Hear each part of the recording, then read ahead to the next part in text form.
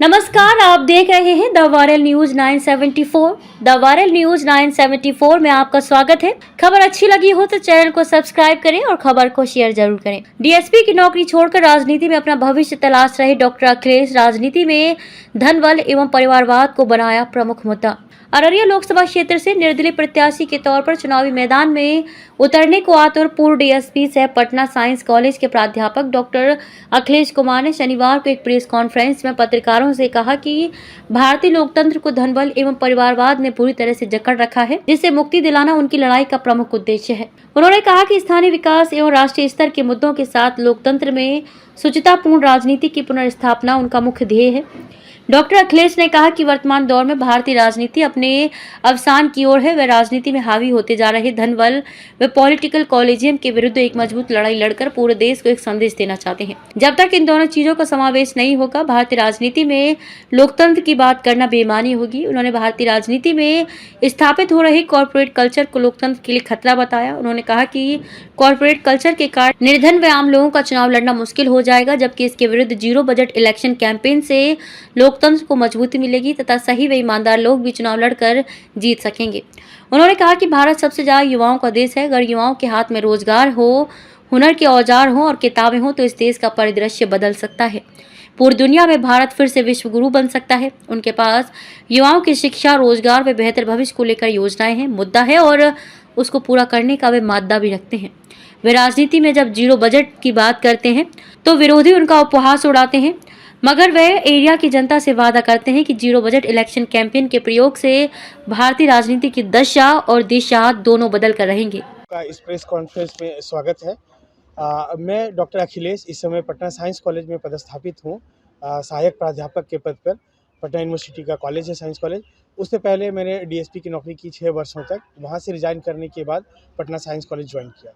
अभी वर्तमान में मैं अररिया लोकसभा सीट से निर्दलीय प्रत्याशी के रूप में चुनावी मैदान में हूँ और इसी संदर्भ में मैं आप लोगों से अपनी बातों को साझा करना चाहता हूँ और मैं चाहता हूँ कि आपकी तरफ से सवाल आएँ और उन सवालों को मैं जवाब दूँ। जो मेरा चुनावी एजेंडा है वो यहाँ का स्थानीय विकास तो है ही, राष्ट्रीय स्तर के मुद्दे भी हैं और जो लोकतंत्र में शुचितापूर्ण राजनीति होनी चाहिए, उसी को इस्टेब्लिश करने के लिए मैं 2 कॉन्सेप्ट के साथ आप लोगों के बीच में उपस्थित हूँ। एक जीरो बजट इलेक्शन कैंपेन मेरा एजेंडा है, दूसरा मेरा एजेंडा है पॉलिटिकल कॉलिजियम।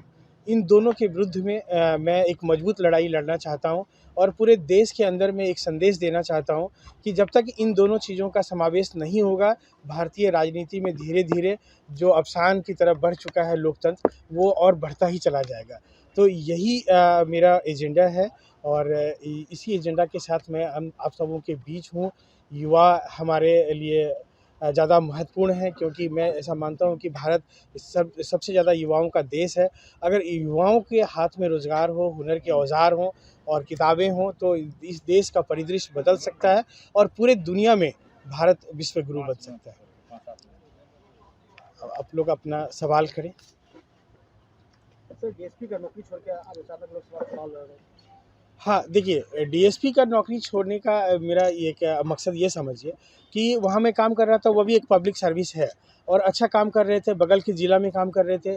आप उसको देख सकते हैं, पत्रकार हैं आप, तो आप वहाँ के पत्रकारों से भी समन्वय स्थापित करके जान सकते हैं कि मैं कैसा काम कर रहा था। तो इसमें कोई लुका-छुपी का बात नहीं है, बहुत इकबाल के साथ काम किए। आज भी किशनगंज में लोग मुझे याद करते हैं, लोग मिलने आते हैं मुझसे। तो लेकिन जो मेरा वहाँ डोमेन था और कार्यक्षेत्र था वो एक अनुमंडल तक था। मेरे अंदर संभावनाएं हैं कि मैं बड़े डोमेन में जाकर काम कर सकूं लोगों के लिए।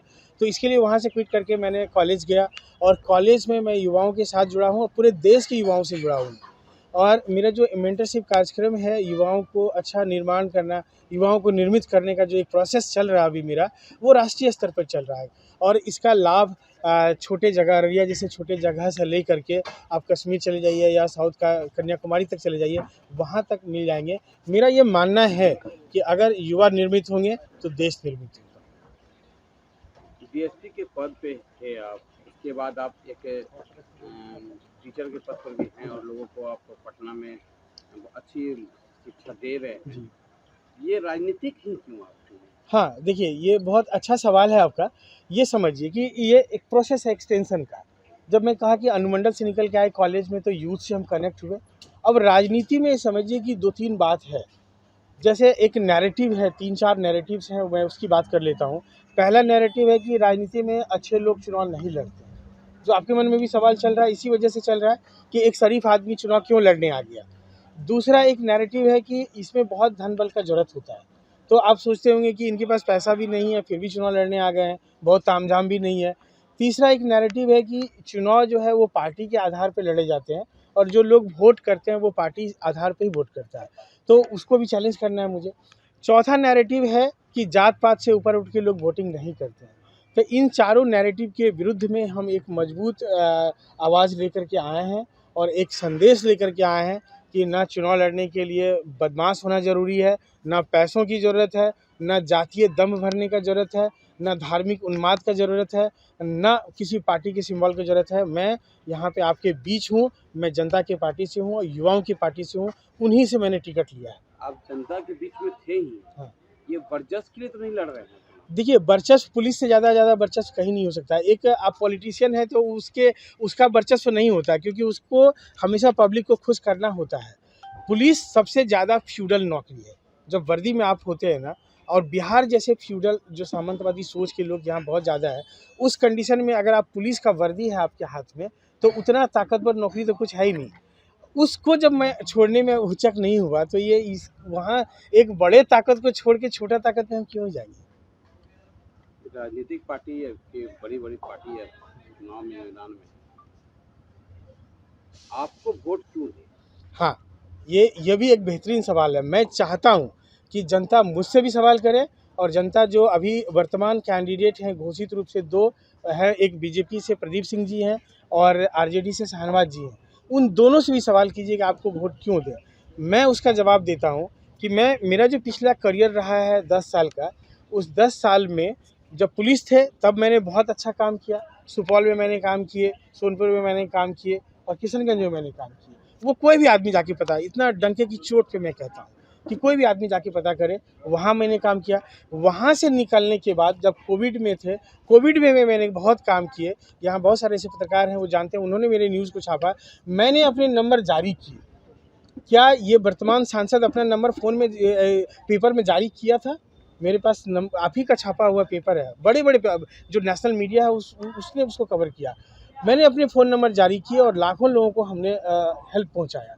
तो अब मेरा तो काम किया हुआ है, और वो अब बताएं कि प्रदीप सिंह जी ये सवाल का जवाब बताएं कि 10 साल में वो क्या किए। कोई अगर एक काम गिना दें, या अपने काम के नाम पे वो वोट मांग सकते हैं क्या? नहीं मांग पाएंगे। शाहनवाज जी अपने काम के नाम पे वोट मांग पाएंगे? नहीं मांग पाएंगे। मैं अपने काम के नाम पे वोट मांगने आया हूँ। मेरे अंदर विज़न है, मेरे अंदर इकबाल है, मेरे अंदर काम करने का मादा है। मैंने बहुत सारा चीज़ को छोड़ करके एक साधारण व्यक्ति के रूप में जनता के बीच आ गया हूँ। कोई भी आदमी कंफर्ट जोन से हार्ड जोन में नहीं जाना चाहता। मेरे पास कंफर्ट जोन मिलाया था, उसको मैंने छोड़ा है। ये आपको भी समझना होगा, जनता को समझना होगा और यहाँ के आम युवाओं को समझना होगा। क्या ये है कि जीतने के बाद अगर जनता को चुन के लाती है तो आप भी बदल जाएं, आप भी पलटू राम बन जाएं, पलट जाएं? ये भी एक बेहतरीन सवाल है, क्योंकि देखिए जो मेरे मित्र हैं, ये जो मेरे रिश्तेदार हैं, वो मुझे जानते